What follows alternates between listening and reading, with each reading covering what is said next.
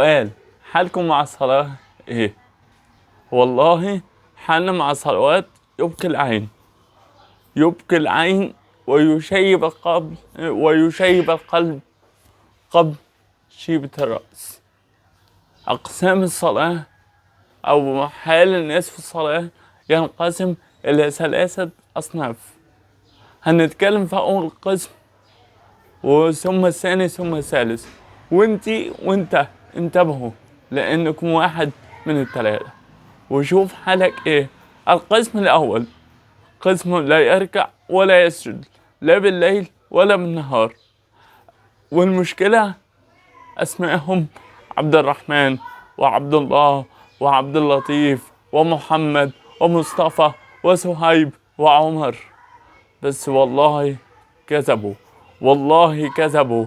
لو كانوا حقا عبيدا لله ما خالفوا أمره وما عصوه. ألا يظن أولئك أنهم مبعوثون ليوم عظيم يوم يقوم الناس لرب العالمين؟ وأنا أعرف كتير من الناس الذين من الله عليهم بالهداية، لما تسألهم يقولوا لك سنوات كنا لا نركع ولا نسجد لله قط، سنوات لا يركعوا ولا يسجدوا لله سبحانه وتعالى. فأنا جاي أقول لك والله لن يستقيم حال الإنسان إلا إذا استقام على صلاته، والله إنك لن تتقرب إلى الله بقربة أعظم من المحافظة على الصلاة التي قال فيها النبي صلى الله عليه وسلم: اكلفوا من العمل ما تطيقوه واعلموا أن خير أعمالكم الصلاة. والله وأنا جاي أقول لك لا ينفعك صوم ولا حج ولا عمرة ولا زكاة ولا بر والدين ولا صلة رحم ولا أي عمل من الأعمال إلا لم تحافظ على الصلاة. طب إيه اللي أنت بتقوله؟ أنت بتقول من مزاجك؟ لا والله مش بمزاجي، ده بقول رسول الله صلى الله عليه وسلم، وهو القائل: أول ما يسأل عليه العبد يوم القيامة الصلاة، فإن صلحت صلح كل العمل، وإن فسدت والعياذ بالله وقدمنا إلى ما عملوا من عمل فجعلناها هباء منثورا. خلاص قضي الأمر يا جماعة. الصلاة ما ينفعش فيها هزار، الصلاة تحديد مصير، يا جنة يا نار، والموضوع ده جد مش هزار. يبقى احنا لسه في نفس القسم الأول، قسم لا يركع ولا يسجد وهم كثير، امتلت بهم البيوت وانتشروا في الطرقات، تراهم في المجمعات في أوقات الصلوات يغدون ويروحون كأن الأمر لا يعنيهم. ليه؟ أنا جاي أسألك سؤال: معنى الله أكبر إيه؟ إيه ده؟ تصدق أنا أول مرة حد يسألني السؤال ده. مش الله أكبر من كل كبير، الله أكبر من مال، الله أكبر من جاه، الله أكبر من سلطان، الله أكبر من كل عظيم، الله أكبر. قضي الأمر مفيش أكبر منه. وقسم آخر وهم أيضا كثير جدا. واحد يقدمون ويأخرون وينامون ويتكاسلون، إذا خلص لعبه صلى، وإذا خلص شغله صلى، وإذا استيقظ من نومه صلى، وإن انتهى من أكله وشربه صلى. ليه؟ أنت بتعمل ليه كده؟ وعامل نفسك محافظ على الصلاة ومن الناجين وأنا كده فايز عند الله. يا عم أنت بتتكلم إزاي؟ أنت عبيط، معلش أنا آسف في اللفظ بس أنت عبيط. الله أكبر يا جماعة لسه مفسرينها. شغلي إيه أكبر عن الصلاة؟ وأنا بأرى بعيني ذلك. والله بلاقي ناس أول ما يسمعنا إقامة تروح، في ناس مش بيبقى معاها شغل وتفضل قاعدة بره قبل الإقامة تروح. ليه بتضيع صف أول تكبيرة أولى ورا الإمام؟ ليه؟ إيه الاستهبال ده؟ تناسوا أن الله قال: فويل للمصلين الذين هم عن صلاتهم ساهون. تناسوا أن الله قال: يا أيها الذين آمنوا لا تلهكم أموالكم ولا أولادكم عن ذكر الله ومن يفعل ذلك فأولئك هم الخاسرون.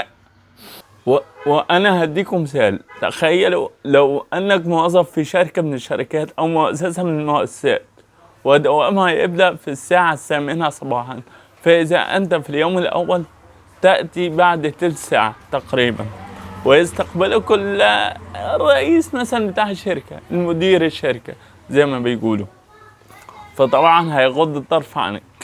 وإن جئت في اليوم الثاني سيخاطبك ويقول إن هذه الشركة دوامها يبدأ في الساعة 8، لا في الساعة 9 ولا 9 إلا تلت، لا في الساعة 8.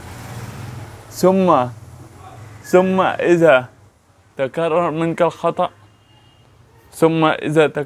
منك الخطأ يعطيك انذار، ثم الآخر، ثم تحذير، ثم الآخر، ثم إذا تكرر منك التأخر معذرة لا مكان لك في هذه الشركة أو هذه المؤسسة. هذه المؤسسة أو الشركة دنيا، حد بشر معفن زيك لا يملك لك نفعا ولا ضرا ولا لنفسك، فكيف بما يتأخرون عن طاعة رب الأرض والسماوات؟ ده انت مش بتتأخر مرة، ده انت مرات ومرات ومرات، مرات ومرات ومرات، وفي الآخر بتشتكي عن حالك، وفي الآخر بتشتكي من جلد التوفيق. يا أخي اتق الله، يا أخي راجع أمرك في الصلاة. قال النبي صلى الله عليه وسلم: ولا يزال أقوام يتأخرون حتى يؤخرهم الله، ولا يزال أقوام يتأخرون حتى يؤخرهم الله. فقسم هنا لا يركع ولا يسجد، وقسم يتآخر ويتكاسل ويتهاون، وهم كثير لا ينطلقون إلا المساجد إذا سمعوا الإقامة بعد ركعة أو ركعتين. ولكن الصلاة هم اللي محددين وقتها. لا يا جماعة، ربنا ليه مراد معين، ما ينفعش يحصل. قضي الأمر. نروح للقسم الثالث، وهم قلة قليلة، وأنا والله أعي ما أقول إلا تعديل هذه الأمة، أمة 2 مليار وأكثر، أمة 2 مليار وأكثر. هل تريد أن تشهد هذه القلة؟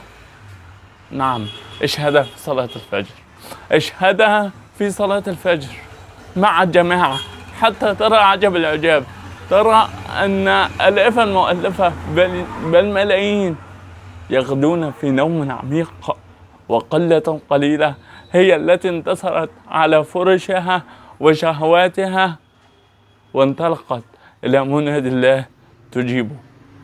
عندما ينطلق أذان الفجر في 5 حاليا، أنا بتكلم على هذا الوقت، في الساعة 5:15 مثلا، في الساعة 5:15 اخرج وانت رايح تصلي الفجر، والله العظيم تلاقي الفجر فعلا فاضي، شوارع صلاة الفجر فاضية، مش هتلاقي غير أبوك، أبويا، جدي، جدك، جارك، بس ناس كتير، وقلة قليلة من الشباب الذين هداهم الله.